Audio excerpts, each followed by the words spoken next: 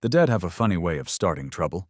For most people, it's a contested will over a ceramic cat collection or a secret second family that pops up at the funeral. For me, it was 2 acres of prime, untamed land and a single, handwritten letter that was about to declare war on the color beige. The letter, written in my Grandpa Joe's familiar, spidery scrawl, was the last thing he ever gave me. I stood in the middle of the property, a glorious patch of unruly grass and defiant wildflowers, reading it for the 10th time. The land itself was an anomaly, a wild island stitched awkwardly onto the edge of a sea of suburban perfection called Maple Creek Estates. On all 3 sides, perfectly manicured lawns bled into identical taupe-colored houses. It was a place where individuality went to die, probably by a lethal injection of organic fertilizer. "Alex," the letter began, "if you're reading this, I've finally cashed in my chips. Don't be sad. 87 years is a good run. I got to see a man walk on the moon and a machine in my pocket that can identify any bird song. What a time to be alive." I smiled. That was Grandpa Joe, an eternal optimist who once spent an entire summer trying to teach a family of raccoons to play checkers. He claimed they were cheating. "Now about this land," the letter continued. "It's yours. No strings, no catches.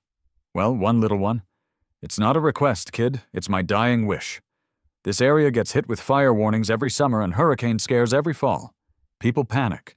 They pack their photo albums and their weird porcelain dolls, but they leave their pets behind.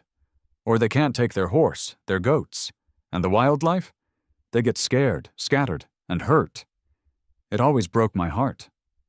I looked out over the 2 acres. It was the only patch of green for miles that didn't look like it had been styled with a ruler and a protractor. "So, here's the deal. I want you to build a barn. Not a fancy one. A simple, strong, safe place. An animal evacuation and rescue barn. A spot where folks can bring their animals for free when an evacuation order comes down. A place where the local rescue can triage a scared deer or a family of possums. You're a logistics guy, you can figure it out. Think of it as your masterpiece. The Noah's Ark of Maple Creek. Don't let the suits turn it into another McMansion with a 3-car garage and 0 soul. Promise me." A promise to my dead grandfather. How could I say no? He was the man who taught me how to fish, how to whittle, and, most importantly, how to find the profound absurdity in everyday life. Building a barn for scared squirrels seemed like the most fitting tribute I could possibly imagine. My phone buzzed. It was Gus, the contractor I'd found after calling 6 different companies. The first 5 had hung up when I mentioned the project wasn't for a luxury horse stable or a rustic event venue. "Gus," I said, trying to sound more confident than I felt. "Alex," his gravelly voice crackled. "My surveyor is out there. Says the land is good, a little wild, but good bones. You still serious about this critter hotel?" "It's a pro bono community emergency center, Gus. And yes, I'm serious." "Right. A community center for chipmunks. Look, kid, I've built bars in barns. I've built houses in barns. I once built a soundproof studio in a barn for some fella who played the bagpipes. But I ain't never built a barn to be a bar for squirrels. You got the funds for the foundation?" "I do. Grandpa left a little nest egg specifically for it, labeled Operation Furry Freedom." Gus was silent for a moment. I heard what sounded like a chuckle, quickly suppressed. "Your grandpa sounds like my kind of fella. All right, I'll get the permits filed with the city tomorrow. We can break ground next week." We hung up, and a genuine wave of optimism washed over me.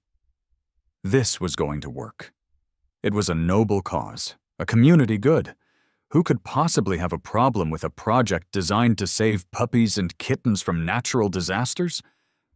That's when I saw her. About 3 houses down, a woman was standing on her impossibly green lawn. She was dressed in crisp, white capri pants and a pink polo shirt. In her hands was a laser measuring device, She was aiming it, with terrifying focus, at the two decorative flamingos flanking her walkway, ensuring they were perfectly equidistant. After a moment of intense concentration, she looked up, and her gaze swept across the neighborhood until it landed on me, on my property. She didn't wave. She didn't smile. She just stood there, motionless, her face pinched as if she'd just sniffed a carton of spoiled milk. Her stare was so intense I felt like my untucked shirt and slightly too long grass were a personal insult to her very existence. After what felt like an eternity, she gave a short, sharp nod to no one in particular, turned, and marched back into her house with the rigid posture of a drill sergeant. I brushed it off. Weird neighbors were a part of life. This was going to be fine. It was for the animals, for Grandpa Joe. I was young then, so innocent, so hopelessly, beautifully naive. I had no idea that I hadn't just inherited 2 acres of land. I had inherited a battlefield, and I had just met its 5-star general. The next morning, the war began not with a bang, but with the squeak of orthopedic sneakers on dew-kissed pavement. I was out with Gus's surveyor, a kid named Leo, who looked like he'd rather be anywhere else, as he hammered small wooden stakes with orange ribbons into the ground. That's when I saw the flamingo lady from yesterday making a beeline for us. Up close, her aura of militant order was even more potent. Her blonde hair was shellacked into a perfect, unmoving helmet, and she moved with a purpose that suggested she was on a mission of grave importance. "Good morning," she chirped, her voice a weaponized form of sweetness. "I don't believe we've been properly introduced. I'm Carol, the president of the Maple Creek Homeowners Association." She said president, with the same gravity someone else might use for Supreme Allied Commander. "Alex Henderson," I said, shaking her offered hand. It was surprisingly strong, her grip firm and dry. "Just moved in, so to speak." "Wonderful. We're all just so thrilled to have new activity," she said, her eyes flicking from me to the stakes and back again. The word activity sounded vaguely illicit, like I was building a secret moonshine distillery. "I just wanted to drop off a welcome packet. We give one to all new residents. It's so important that we're all on the same page to maintain our community's harmony and property values." She thrust a binder into my hands. It was a 3-inch, heavy-duty monstrosity, the kind of thing you'd use to organize a hostile corporate takeover. On the front, in a crisp, clean font, it read, "Maple Creek Estates, Covenants, Conditions and Restrictions, CC and Rs. Updated quarterly." It contains a copy of our community covenants and bylaws, all 347 pages of them, she said with a glimmer of pride. "You'll find Section 14, Subsection B, Article 9 regarding non-domiciled structures particularly illuminating. Have a Maple Creek-approved day." And with that, she spun on her heel and marched away, her mission accomplished. I stared down at the binder. It felt heavier than a tombstone. "Uh-oh," Leo the surveyor muttered under his breath. "What?" I asked. "That's a binder lady," he said, not looking up from his work. "My dad's a contractor. He says you see a binder lady, you add 20% to the budget and double the timeline. Good luck, man." Later that afternoon, Gus showed up in his dusty Ford F-150. He took one look at the binder sitting on the hood of my car and let out a low whistle. "Well, I'll be," he said, tapping the thick plastic cover. "She didn't waste any time, did she?" "You know her?" "I know the type," he corrected, a grim set to his jaw. "Every neighborhood like this has one. A self-appointed guardian of mediocrity. They live for this stuff. Let me guess." She smiled the whole time, but her eyes looked like she was calculating the precise trajectory to launch you into the sun. "That's unnervingly accurate," I admitted. "Listen to me, kid," he said, leaning against his truck. I once saw a woman like that try to fine a guy because his garden gnome's hat wasn't on the approved color palette. The palette was called Whispering Earth Tones. This poor bastard's gnome had a bright red hat. She called it aesthetically violent. It went to a tribunal. A gnome tribunal. You're kidding. I wish I was, Gus said, shaking his head. You gotta be careful, kid.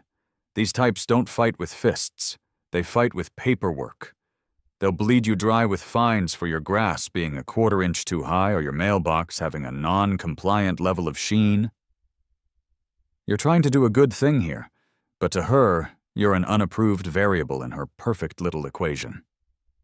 His words were still ringing in my ears 3 days later when the first letter arrived. It was in a crisp, cream-colored envelope, my address printed in an elegant yet soulless font. It wasn't from Carol. It was from the Maple Creek Architectural Review Committee, of which, I later learned, Carol was the chairperson and sole voting member. It was a notice of preliminary concern. Dear Mr. Henderson, it began. It has come to the committee's attention that preliminary site preparations are underway on your parcel. While we applaud proactive land management, we must advise you of several points of potential non-compliance with the CC&Rs, which could impede future project approval. I sat at my temporary folding table, a lukewarm coffee in hand, and read the list. It was a masterpiece of bureaucratic nonsense. Violation of Section 9, Article 4, Unauthorized Soil Displacement. Apparently, the surveyor's stakes constituted a foundational alteration that required a permit. Violation of Section 12, Subsection C, Introduction of Non-Native Wooden Implements. The stakes, being untreated pine, were not on the approved list of outdoor lumber, which included only cedar and pressure-treated redwood. Potential violation of Section 21, Article 7, Sanctioned Fauna and Flora. The document warned that any future structure must not be designed to attract or harbor unsanctioned fauna. There was an appendix.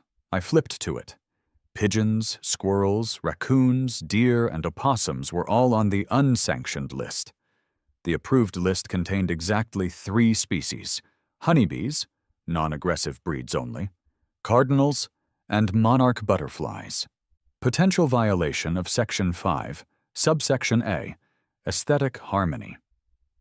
The letter noted that a barn-like structure might disrupt the cohesive architectural narrative of the community.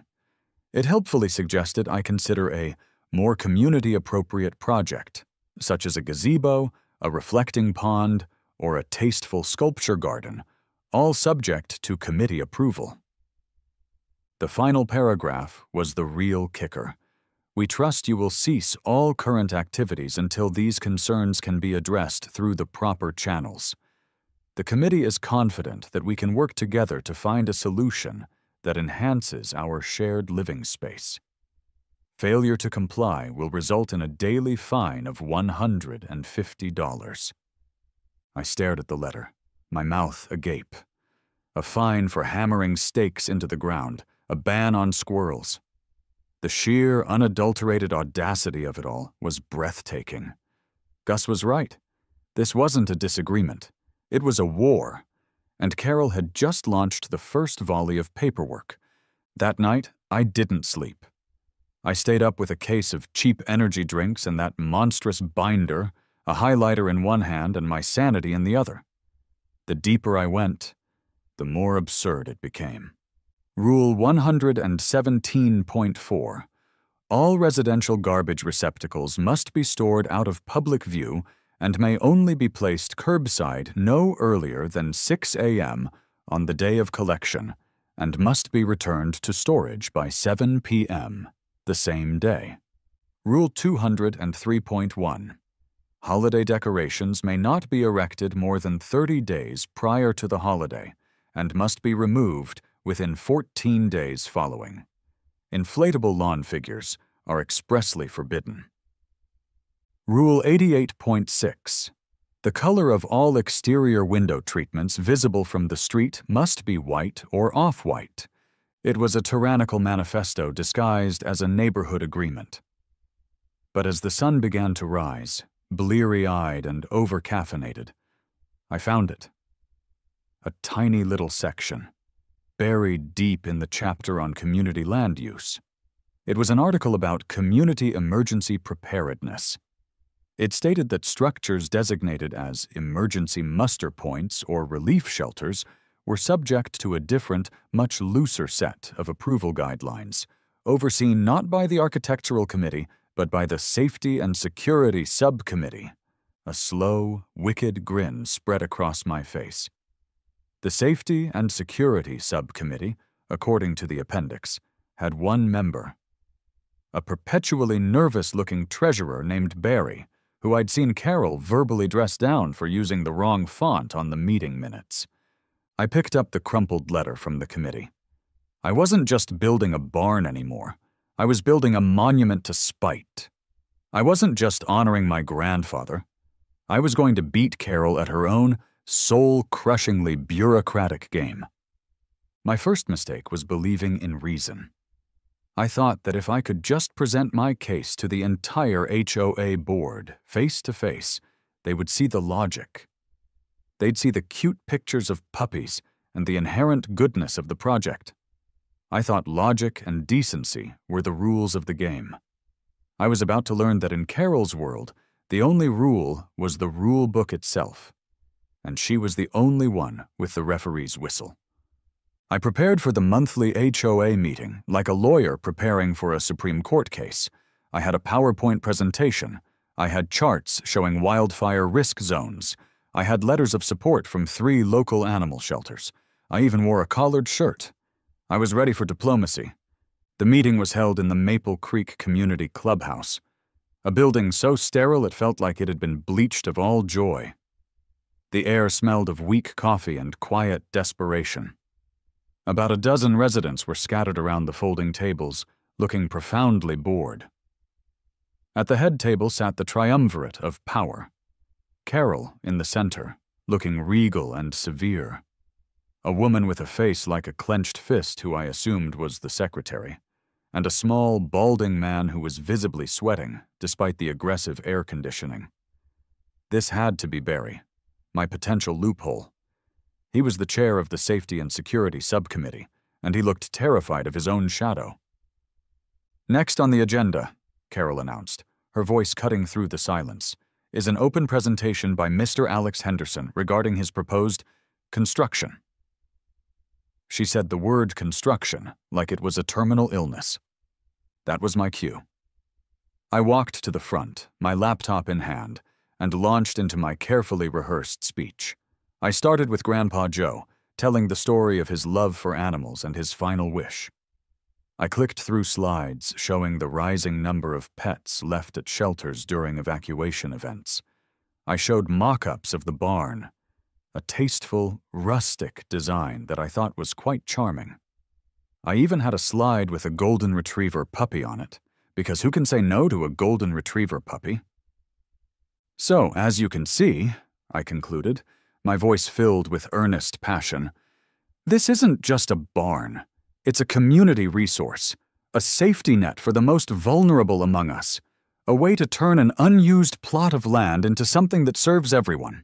I'm calling it Grandpa Joe's Ark. I looked around the room. A few of the residents were nodding. One woman in the back looked like she was tearing up. Even Barry seemed to be looking at me with something other than abject fear. I thought, for one glorious moment, that I had done it. Carol let the silence hang in the air for a beat too long before she spoke. Thank you, Mr. Henderson, for that very sentimental presentation. The word sentimental was deployed like a poison dart. It's always lovely to see such passion. She put on a pair of reading glasses and opened her own binder, the master copy from which all other binders flowed. However, passion does not supersede policy. Let's address a few points, shall we? This was not a discussion. It was a public execution. First, she began, tapping a perfectly manicured finger on a page, you refer to this as a community resource. Yet, as per Section 3, Article 1, a community resource must be accessible to all dues-paying members of the HOA.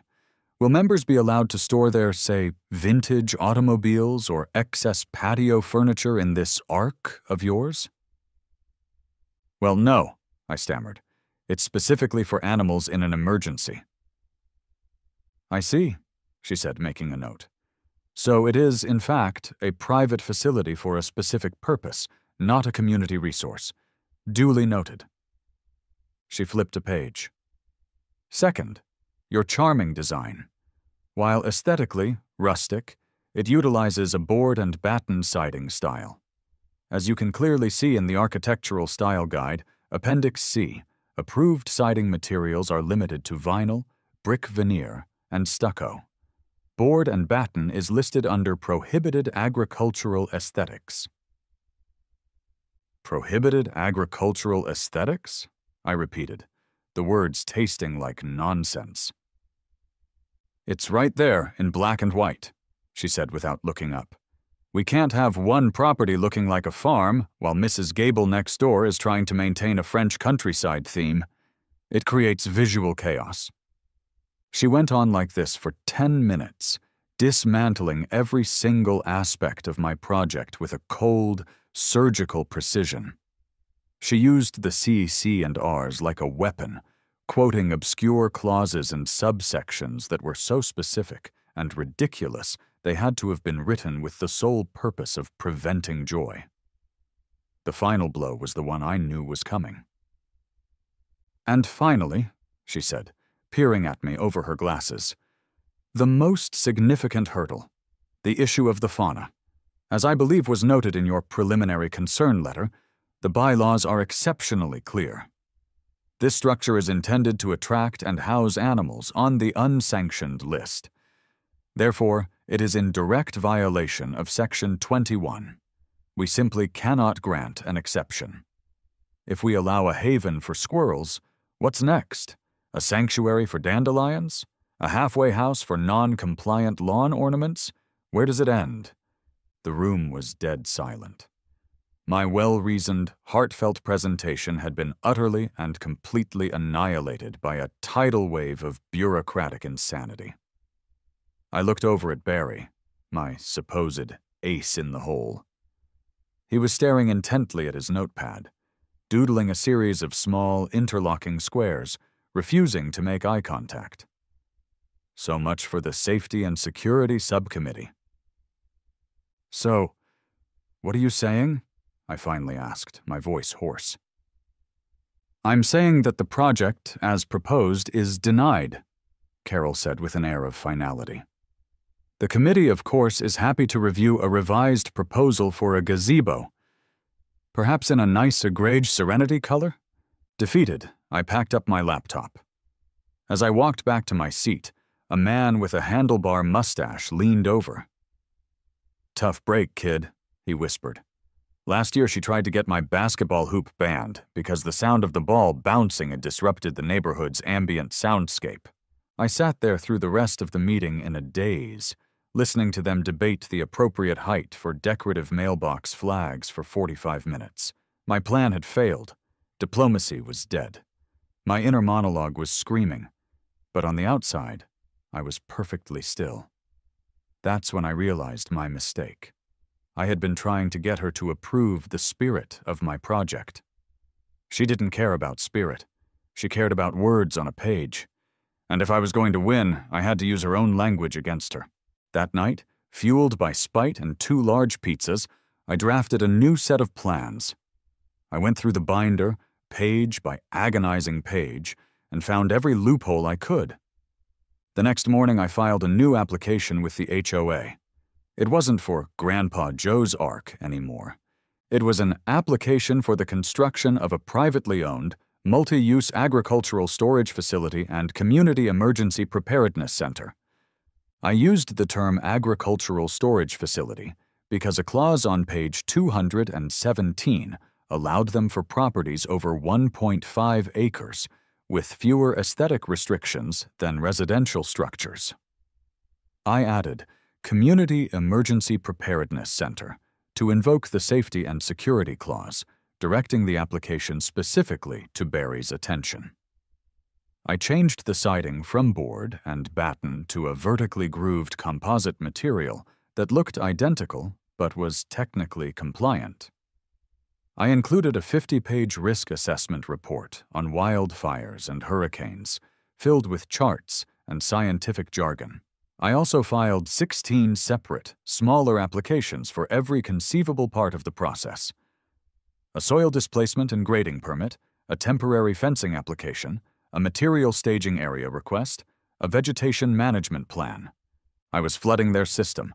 I was weaponizing their own bureaucracy. I hand-delivered the mountain of paperwork to Carol's front door. She took it with a tight, forced smile. My, Mr. Henderson," she said. "You have been busy." "Just trying to follow the rules, Carol," I said with a smile of my own. "Wouldn't want to disrupt the harmony." Her eyes narrowed. She knew exactly what I was doing. The game had changed. The Cold War had just begun. For 2 weeks, a tense silence fell over Maple Creek Estates. My mountain of paperwork had apparently sent the HOA's glacial administrative process into a full-blown ice age. I received no approvals, but more importantly, I received no denials and no new fines. According to a tiny clause I'd found on page 312, if an application wasn't formally rejected within 15 business days, it was granted a provisional, non-precedent-setting approval. I was running out the clock. Meanwhile, I'd gotten the green light from the city. The actual, real-life city government couldn't have cared less about my barn. They saw the permits, they saw the plans, they cashed the check. Done. To them, HOA bylaws were a foreign language they had no interest in learning. Gus was ready to go. The first and most crucial step was pouring the foundation. The concrete was ordered. The truck was scheduled. I was finally, truly, going to break ground. I woke up that morning feeling something I hadn't felt in weeks: pure, unadulterated optimism. It was a beautiful, crisp Tuesday. The sun was shining. The birds were singing. Probably a mix of sanctioned cardinals and unsanctioned sparrows, the little rebels. It was a perfect day to pour a giant slab of concrete in defiance of a petty tyrant. My phone rang at 8:05 a.m. It was a number I didn't recognize. "Is this Alex?" a gruff voice asked. "Speaking?" "Yeah, this is Mike, with Citywide Concrete. I'm at the entrance to your Maple Creek place. We got a bit of a problem. I can't get my truck to the site." "What do you mean?" I asked, a knot of dread tightening in my stomach. "The access path is clear. I checked it myself last night." "Well, it ain't clear now," Mike said. "There's a car parked right in the middle of it. A real shiny white one. And a bunch of pots? Look, buddy, this ain't my problem. My meter is running. You got 10 minutes to clear this path, or I'm out of here, and you're paying for the load." He hung up. I grabbed my keys, my heart hammering against my ribs. It couldn't be. She wouldn't. It was too blatant, too aggressive. Even for her. I was wrong. So wrong. When I pulled up to the access path, the sight that greeted me was a masterclass in passive-aggressive warfare. Parked perfectly, centrally, across the narrow dirt path leading to my 2 acres was Carol's pristine white Lexus SUV. It gleamed in the morning sun, a monument to her unyielding audacity. But she hadn't stopped there. Oh no, that would have been too simple. On either side of the Lexus, she had placed no fewer than a dozen massive, heavy, terracotta pots.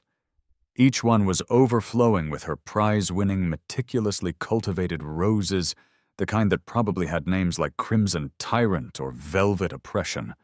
They formed a beautiful, fragrant, and utterly impassable floral barricade. And the cherry on top, staked into the ground with vicious precision right in front of the car's grill, was a professionally printed, laminated sign. It looked like an official notice from the HOA.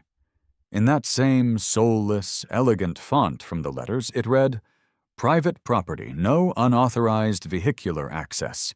Violation of HOA Bylaw 7. C will be noted and fined." I just stood there, staring. The concrete truck idled on the main road, its massive drum turning slowly, a ticking clock of liquid stone. This was no longer about paperwork or meetings. This was a physical blockade, a declaration of total war. My blood was boiling, a hot mix of fury and disbelief. I marched straight to her house. It was, of course, perfect. The lawn was edged with surgical precision. The windows were spotless, and not a single decorative flamingo was out of place. She must have seen me coming, because the front door opened just as I reached the walkway. She stood there, framed in the doorway, holding a white, cordless phone like a scepter. "Mr. Henderson," she said, her voice dripping with faux concern. "Is there a problem?" "A problem? A problem, Carol?" I said, my voice dangerously calm. "You've parked your car directly in the middle of my access road. You've blocked my property." "My car?" she said, feigning surprise. "Oh dear, I did park it there, didn't I? I had some excess gardening supplies to unload. And that path is so very convenient. Is it yours? I was under the impression it was common HOA land, a green space buffer zone." "You know damn well it's the deeded access to my parcel," I shot back.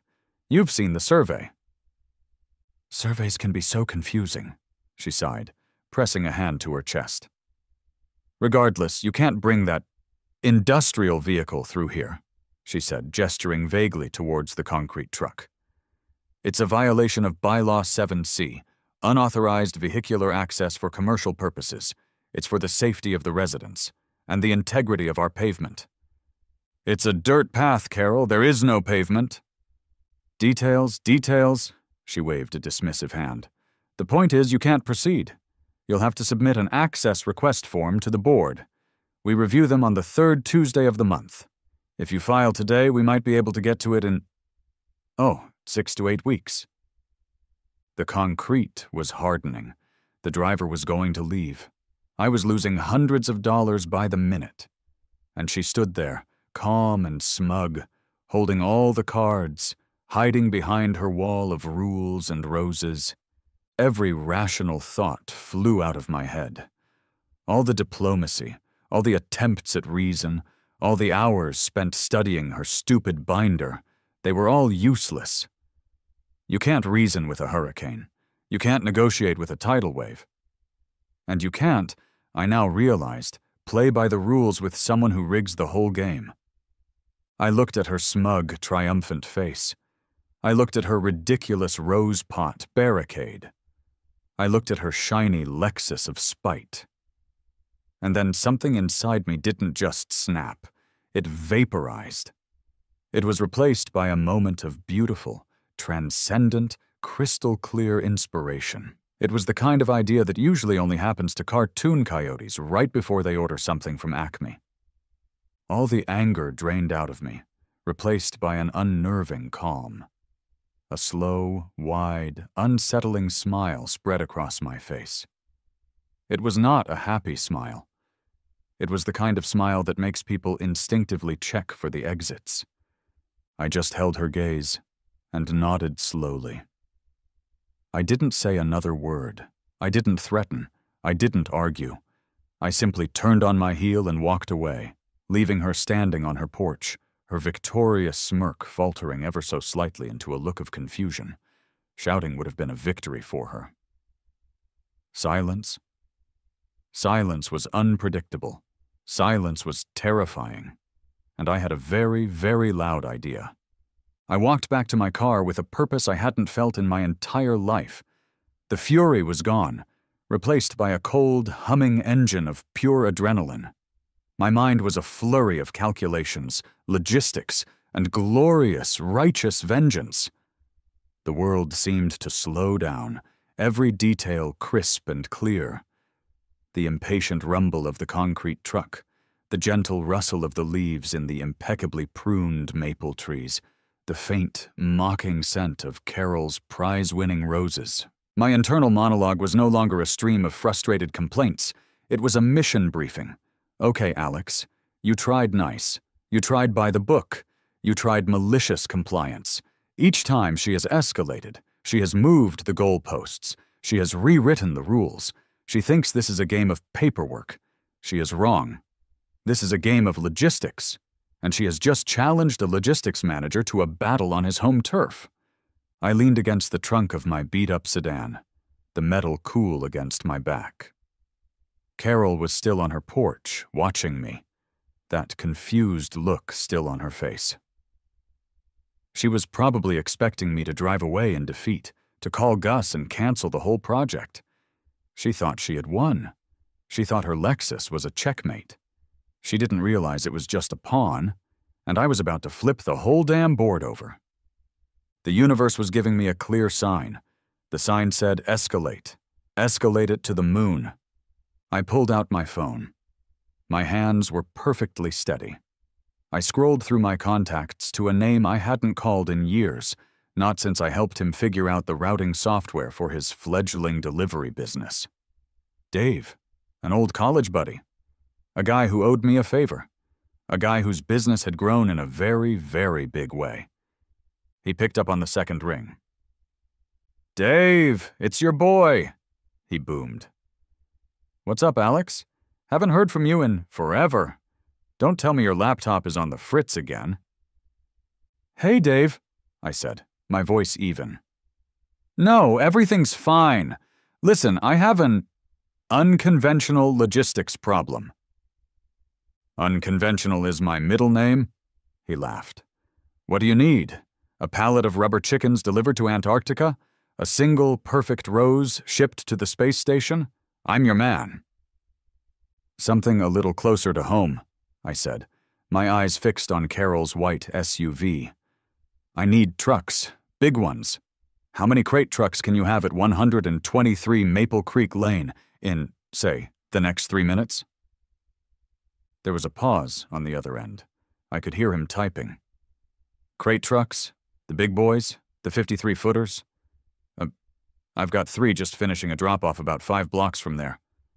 "Why? What are you delivering?" "Nothing," I said, the smirk returning to my face. "I'm not delivering anything. I'm receiving." "Receiving what?" Dave asked, confused. "Justice," I said. "Send them all, Dave. The bigger the better. Tell your guys to hustle." I hung up the phone and slid it into my pocket. I took a deep breath. 3 minutes. The clock was ticking. I gave the concrete driver a little just-a-minute wave. He shrugged, looking utterly bewildered. Across the street, Carol, finally bored of watching me do nothing, went back to tending her roses, snipping off a dead leaf here and there. So confident, so smug, so completely, utterly, and gloriously clueless. The sound started as a low, deep rumble, the kind you feel in your teeth before you hear it with your ears. It was a sound that did not belong in the tranquil, hushed streets of Maple Creek Estates. It was the sound of industry, of heavy machinery, of problems being solved with horsepower. Carol looked up from her roses, her brow furrowed in annoyance. She probably thought it was the concrete truck revving its engine. A few other neighbors, drawn to their windows by my earlier confrontation, poked their heads out, curious. The rumble grew louder, deeper, morphing into the unmistakable growl of multiple, massive diesel engines. It was accompanied by the percussive, rhythmic hiss of air brakes. Then they appeared. Rounding the corner onto Carol's perfect, tree-lined street were not 1, not 2, but 3 of the biggest semi-trucks I had ever seen. They were colossal, gleaming white beasts, their chrome grills flashing in the morning sun. These weren't standard delivery trucks. These were the apex predators of the logistics world. On the side of each 53-foot trailer, in huge, friendly blue letters, was the name of Dave's company. Crate expectations. We deliver anything. These were the crate trucks. And they were magnificent. They were essentially giant, mobile, modular steel boxes on wheels, designed for hauling massive, sensitive equipment for concerts, movie sets, and trade shows.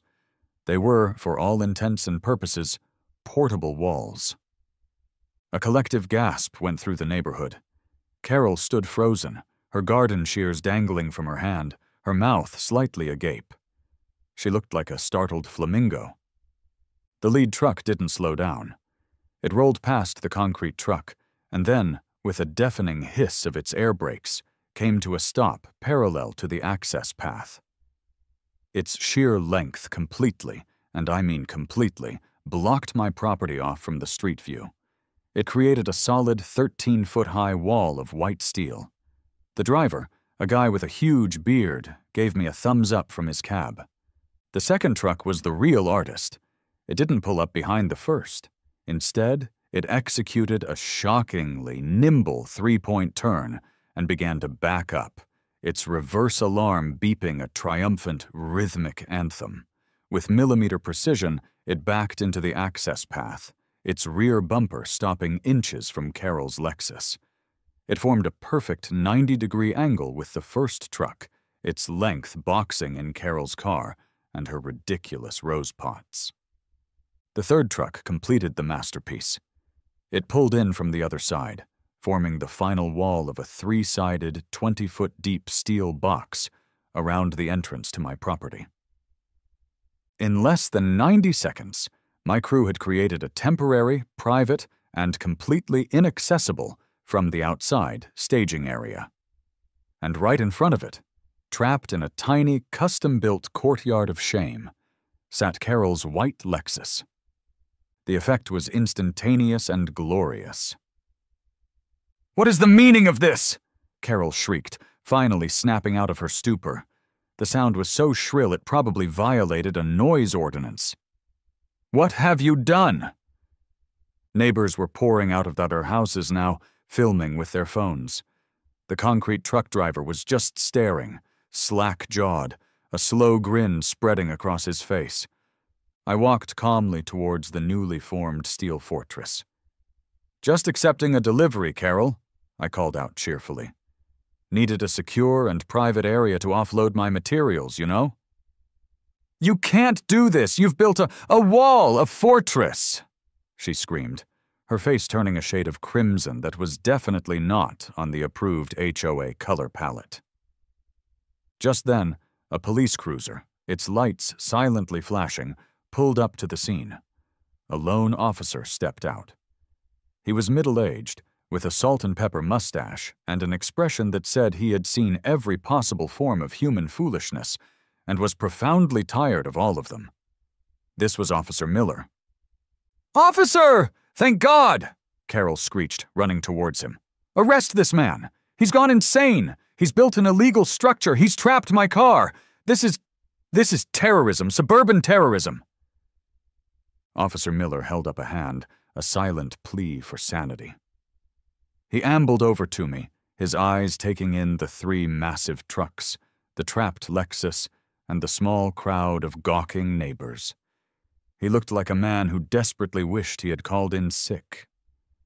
"Son," he said, his voice a low, weary monotone. "You want to tell me what in the Sam Hill is going on here?" I gave him my most polite, law-abiding citizen smile. "Morning, Officer Miller," I said, having read his name tag. "Just a bit of a property line misunderstanding. I'm having some materials delivered for a construction project on my private property." I gestured to the stakes.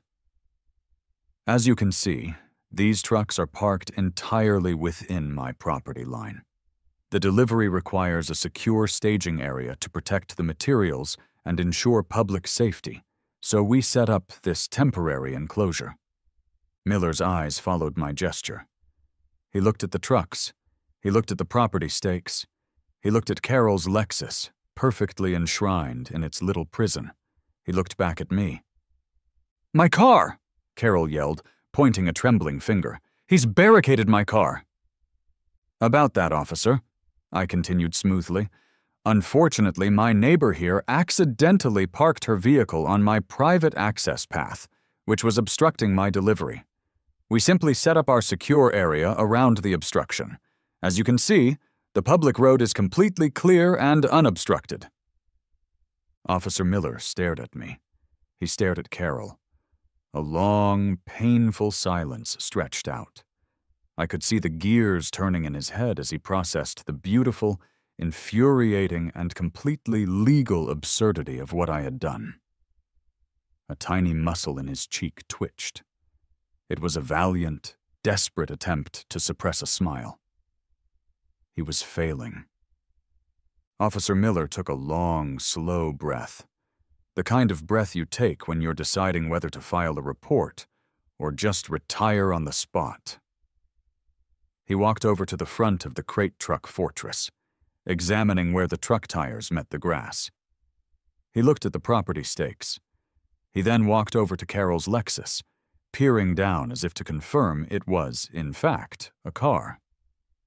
"Ma'am," he said, turning to Carol, his voice dangerously calm. "Is this your vehicle?" "Of course it's my vehicle," she snapped. "He has trapped it. I demand you make him move these monstrosities." "And you parked it here?" he asked, pointing to the dirt path. "I was unloading gardening supplies," she insisted. "It's HOA common area." "That's not what the survey stakes say," Officer Miller said, his gaze drifting over to me. I gave him a slight nod and pulled a folded document from my back pocket. It was a copy of my property survey, the deeded access path clearly marked. I handed it to him. He unfolded it and studied it for a moment. He sighed again, a sound heavy with the weight of 1,000 petty disputes. "Well, ma'am," he said, handing the paper back to me, "as far as I can tell, this is not a police matter. This is a civil dispute. From what I can see, your vehicle is trespassing on Mr. Henderson's private property." Carol's jaw dropped. The color drained from her face, leaving behind a splotchy, indignant pink. "Trespassing? I am the president of the Homeowners Association. I am protecting our community standards." "I understand that, ma'am," Miller said, his patience wearing visibly thin. "But this here," he gestured to the dirt, "is his property, and these trucks," he gestured to the steel wall, "are also on his property. They aren't permanent structures, so there's no building code violation. They aren't blocking a public right-of-way. He is legally entitled to receive a delivery on his own land." He turned to me. "And you're legally entitled to have your private property free from obstruction." He then looked back at Carol's car, trapped and helpless. "My official recommendation, ma'am, would be for you to ask Mr. Henderson very nicely to let you retrieve your vehicle. Failing that, I suppose you could call a tow truck, if they can get to it." The look on Carol's face was a priceless work of art. It was a kaleidoscope of fury, humiliation, and disbelief. She had been beaten. Not just beaten, but outmaneuvered and publicly embarrassed using the very concept she held so dear: the letter of the law. The neighborhood was buzzing. A woman I'd later learn was named Brenda, a fiery old lady who had lived there since before the HOA even existed, let out a loud cackle and gave me a very enthusiastic thumbs up from her porch. Teenagers were posting videos to social media. #HOA War and #CrateGate were probably already trending. Just then, Gus's dusty F-150 rumbled up to the scene. He got out, took one look at the crate truck fortress, at Carol's trapped Lexus, at her apoplectic face, and he just lost it. He threw his head back and let out a huge, booming laugh that echoed down the street. He slapped me on the back so hard I nearly fell over. "Kid, I take back everything I said," he roared, wiping a tear from his eye. "You're not a rookie. You're a legend. This is the most beautiful thing I've ever seen on a job site." Defeated and fuming, Carol shrieked one final incoherent threat about lawsuits and lawyers before storming back to her house, slamming the door so hard one of her decorative flamingos wobbled. The rest of the day was a blur of productive, joyous activity. The concrete truck, its driver, now my biggest fan, was able to back right up to the opening of my steel sanctuary and pour the foundation without a single issue. Gus and his crew worked with a newfound vigor, fueled by the story which they made me recount in glorious detail at least 5 times. The best part of the day came around 2 p.m. A massive tow truck, the kind used for hauling semi-trucks, arrived. But it couldn't just pull the Lexus out. The crate trucks were in the way. After a long, heated phone conversation, Carol was forced to order a crane. A literal crane. The whole neighborhood came out to watch. With surgical precision, the crane operator lowered straps, hooked them around Carol's precious SUV, and slowly, gently lifted it into the air. It dangled there for a moment, a symbol of her defeat, sailing ignominiously over the very rose bushes she had used to build her barricade before being lowered onto the street. It was a walk of shame, performed at an altitude of 30 feet. I'm pretty sure Brenda was selling popcorn. As expected, a letter from a law firm arrived 2 days later. It was a cease and desist, full of threatening legal jargon about nuisance, intimidation, and property value diminution. It demanded the immediate removal of the obstructing containers and threatened further legal action. I took the letter, bought a cheap frame from the dollar store, and hung it proudly on the inside wall of the main crate truck, right next to Gus's work schedule. It was my first trophy. The war of paperwork was over. The war of logistics had been won. Now it was time to build a barn. With the foundation poured and the perimeter secured by my glorious Fortress of Solitude, the actual construction of the barn began at a blistering pace. The crate trucks were more than just a power move. They were a practical godsend. They created a visual barrier, shielding the messy reality of a construction site from the delicate sensibilities of Maple Creek Estates. They muffled the sound of saws and hammers. And most importantly, they acted as a giant steel middle finger pointed directly at Carol's house. Gus and his crew were completely revitalized. This was no longer just a job for them, it was a crusade. They showed up early, stayed late, and worked with the kind of cheerful efficiency you only see when people truly believe in what they're doing, or when they're thoroughly enjoying annoying a neighborhood tyrant. Carol, however, did not surrender. Humiliated but unbowed, she pivoted from direct confrontation to a campaign of guerrilla warfare, using the HOA's complaint system as her new weapon. Every day brought a new, petty challenge. On Monday, she filed a formal noise complaint. The complaint, which I obtained a copy of, cited disruptive and repetitive percussive sounds that were interfering with her afternoon meditation and tranquility. The next day, Gus's entire crew showed up wearing top-of-the-line bright yellow noise-canceling headphones. They began communicating with an elaborate system of hand signals, like a construction-themed SEAL team. The work continued, only now in an eerie, almost comical silence, broken only by the muffled whir of a saw. The complaint was dismissed due to lack of audible evidence. On Wednesday, it was a light pollution complaint. Carol claimed our temporary work lights, used for a few hours in the late afternoon, were casting an unapproved glare onto her property and disrupting the natural circadian rhythms of her prize-winning roses. I spent $200 on a set of hyper-directional, motion-activated LED work lights from a theatrical supply company. We aimed them with laser precision. The moment a worker stepped into a zone, a narrow, focused beam of light would illuminate their immediate workspace. The rest of the site remained in near total darkness. From the street, it looked like a weird avant-garde stage play. The complaint was dismissed. Her masterpiece came on Friday, an unpleasant odor complaint. She alleged that the odors of cut lumber, earth, and masculine sweat were wafting over to her property and causing her significant olfactory distress. This was my favorite. That afternoon, I called a local bakery that I knew made the best cinnamon rolls in the county. I placed a standing order. Every morning at 9 a.m. for the rest of the construction period, a delivery van would pull up and drop off 3 dozen hot, gooey, absurdly fragrant cinnamon rolls for the crew. From that day forward, the only smell emanating from my property was the heavenly scent of cinnamon, brown sugar, and victory. Through it all, Gus was my rock and my co-conspirator. One afternoon, as we stood watching the last of the roof trusses being hoisted into place, he shook his head in amazement.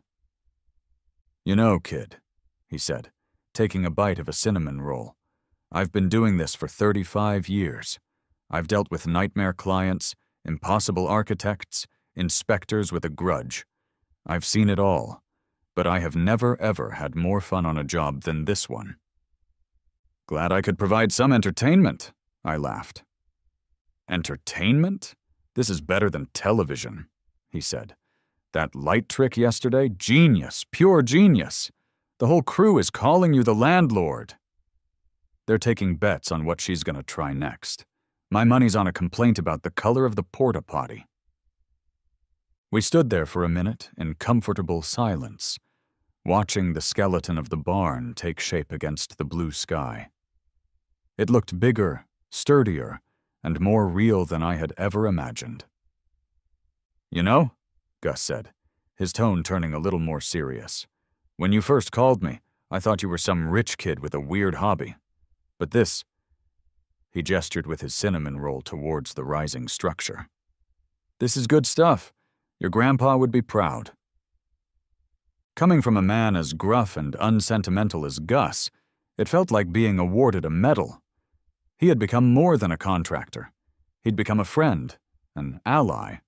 We were comrades in arms, bonded by concrete dust and a shared disdain for weaponized bureaucracy.